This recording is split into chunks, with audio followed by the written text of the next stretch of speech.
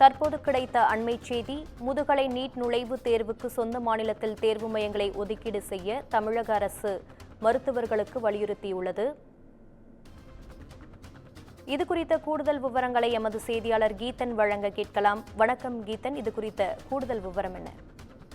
வணக்கம். வருகின்ற ஆகஸ்ட் 11ஆம் தேதி நாடு முழுவதும் இந்த நீட் முதுகலை நுழைவுத் தேர்வு நடைபெற இருக்கின்றது. ஏற்கனவே இந்த நீட் இளநிலை மருத்துவ படிப்புகளில் முறைகேடுகள் வெளிவந்ததால் ஏற்கனவே நடைபெறுவதாக இருந்த நீட் நுழைவுத் தேர்வு ரத்து செய்யப்பட்டு வரும் 11ஆம் தேதி நடைபெறுகிறது.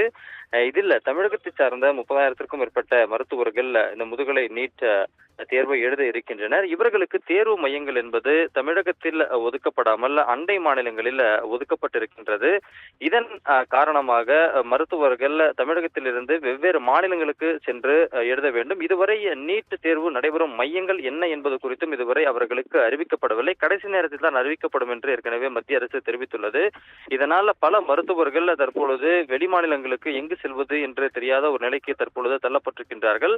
எனவே முதுகலை மருத்துவ படிப்பிற்கான நுழைவுத் தேர்வு மையங்களை தமிழகத்திலேயே அமைப்பதற்கு தமிழக அரசு மத்திய அரசை வலியுறுத்த வேண்டும் என்கின்ற கோரிக்கையும் முன்வைக்கின்றார்கள்.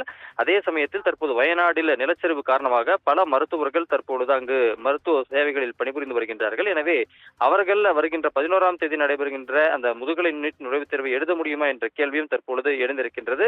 எனவே மீண்டும் நீட் நுழைவுத் தேர்வு ரத்து செய்யப்படுமா இல்லை திட்டமிட்டபடி நடைபெறுமா என்ற கேள்வியும் தற்பொழுது எழுந்திருக்கின்றது. உங்கள் விவரங்களுக்கு நன்றி கீதன்.